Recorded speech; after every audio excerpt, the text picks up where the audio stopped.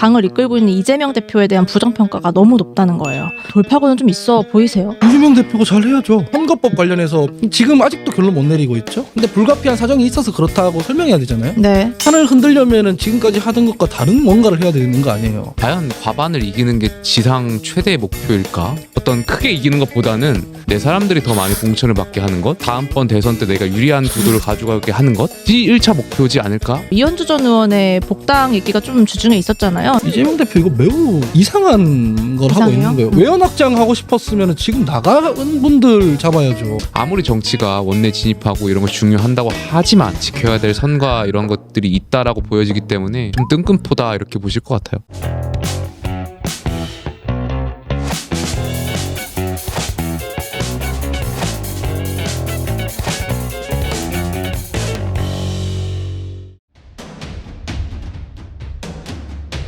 연간 윤석열 정부는 주권자인 국민의 뜻을 무시한 채 정적 죽이기에만 올인했습니다. 지금 청산해야 될 가장 중요한 과제는 검사 독재입니다. 양당도 결국에 지지율 박스권에 계속 머물고 있고요. 뭐 어느 한쪽이 크게 두각을 드러내거나 하지는 않고 있어요. 또 민주당은 여기에 또 하나 어려움이 있는 게요. 당을 이끌고 있는 이재명 대표에 대한 부정평가가 너무 높다는 거예요. 이거에 대한 돌파구는 좀 있어 보이세요? 이재명 대표가 잘 해야죠. 뭐 돌파구는 하나밖에. 정답. 아니 부정평가가 높은 걸 가지고 이상하게 생각하면 안 돼요. 너무 높던데. 아니 생각을 해보세요. 이재명 대표가 지난 한 해 한 일들을 한번 보세요. 뒤에 지금 선거법 관련해서 제가 기억하는 한 대여섯 번 돼요. 네. 그 약속 정치개혁하겠다고. 네. 지금 아직도 결론 못 내리고 있죠. 뭐 멋지게 지는 게 무슨 소용이냐는 얘기만 하고 있죠. 그게 아니라 약속 못 지키게 돼서 죄송하게 생각한다. 근데 불가피한 사정이 있어서 그렇다고 설명해야 되잖아요. 네. 근데 뭐가 이쁘다고 긍정평가율이 올라가요. 얘기하려면은 제가 더 나쁘다가 아니라 내가 한 일에 대해서 뭔가 정리를 해야 되는 거 아니에요. 그게 전혀 없는데 지지율이 올라가기만을 바라는 게 이미 최대치까지 뽑혀 있어요. 양당 다. 지금 윤석열 대통령이 너무 싫기 때문에 뭐 여기 붙어 있는 층, 이재명 대표가 너무 싫기 때문에 국민의힘이 붙어 있는 층이 다 정리가 돼 있어요. 그러면 판을 흔들려면은 지금까지 하던 것과 다른 뭔가를 해야 되는 거 아니에요. 뭔가 정리를 하고. 근데 그런 거 없잖아요. 그렇기 때문에 이건 뭐 당연한 거 아닌가? 이건 추측입니다. 네. 제가 만약에 이재명 대표라면 네. 총선 과반을 이겨야 된다라는 게 제일 목표일까요? 본인은 그렇게 얘기하셨어요? 아니, 최근에? 그러니까 뭐 말씀 당연히 야당 대표니까 그렇게 하시겠지만 네. 속마음으로 과연 과반을 이기는 게 지상 최대의 목표일까? 일단 이재명 대표는 어쨌든 뭐 본인의 사법 리스크 의혹을 차치하고서라도 대선을 생각하시는 분이잖아요. 그럼 대선에서 유리한 구도로 가기 위해서는 본인하고 뜻이 맞는 친명들을 공천받아서 원내에 들어가는 것도 중요하고 어쨌든 그 친명들이 민주당에서 이제 지역위원장이니까 지역위원장, 원외위원장들 역할을 해야 본인이 다음번 대선 경선 전당대회에서 유리한 생각을 가지실 것 같아요. 어떤 크게 이기는 것보다는 내 사람들이 원내에 많이 진입하게 하는 것, 내 사람들이 더 많이 공천을 받게 하는 것, 그래서 권한을 갖게 해서 다음번 대선 때 내가 유리한 구도를 가져가게 하는 것이 1차 목표지 않을까? 저는 생각이 돼요. 만약에 대표께서 그렇게 생각하고 있으면 크게 착각하는 거죠. 여의도식 사고방식이거든요. 네. 내가 당권 장악해서 내 사람들 뭐 개파를 만든다 이게. 네. 근데 이재명 대표가 민주진영에서 대선 후보가 될 수 있었던 캐릭터성이란 게 있잖아요. 시원시원하게 뭐 사이다. 표를 잃든 말든 나는 그냥 원칙대로 간다. 뭐 이런 캐릭터성이 있잖아요. 근데 그걸 지금 1년 동안 못 보여주고 있는 게 사실이잖아요. 그래서 저는 만약에 저렇게 생각하고 계시면 양 지도자들이 되게 크게 착각하고 있는 거다.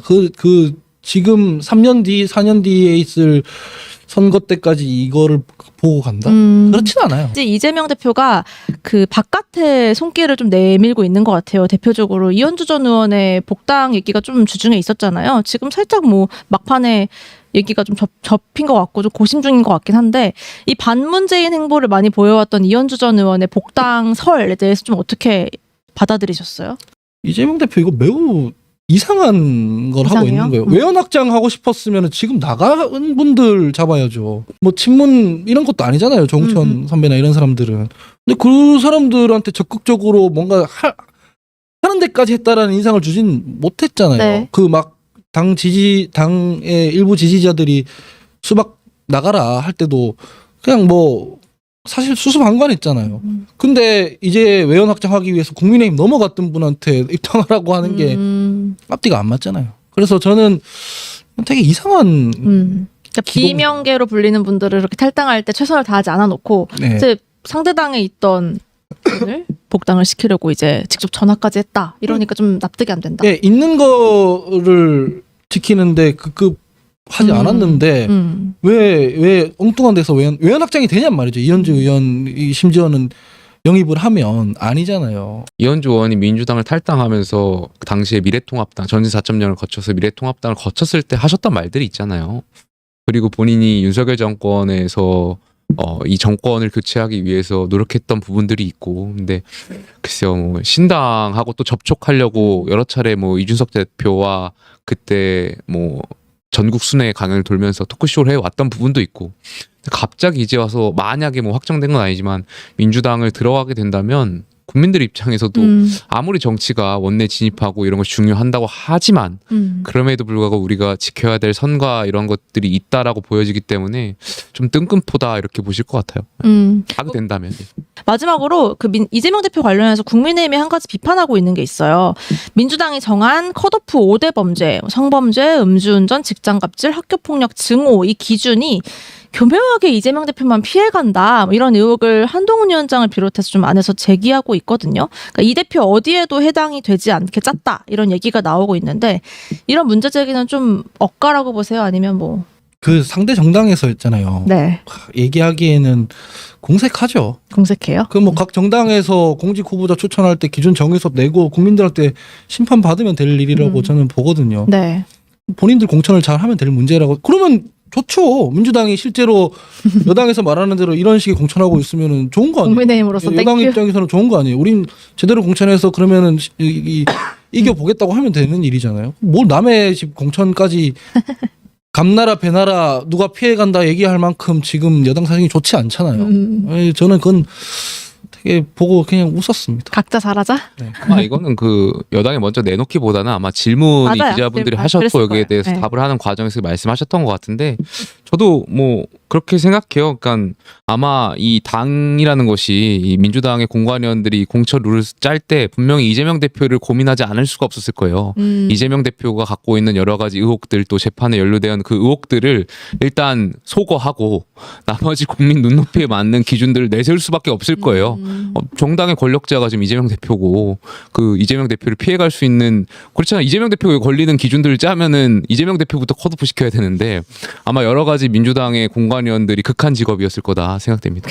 극한 직업이었을 거다. 그러니까 이재명 대표는 어쨌든 그 음주운전 관련해서도 이제 그 날짜, 시기에 따라서 이 조건에 포함되지 않는 걸로 알고 있고요. 각자 당이 각자 이제 컷오프 기준 잘 세우고 각자 잘하는 걸로. 이 사법 리스크 이런 걸로 치고받기 시작하면 다 부메랑이에요. 다 부메랑이라고요. 그 뭐 본인은 강서구청장 누구 보궐선거 때 누구 냈습니까? 지금 뭐가 최대 이슈입니까? 김건희 여사 가방 받은 게 이슈잖아요. 그런 얘기를 하면 할수록 진흙탕이 될 뿐이에요. 네.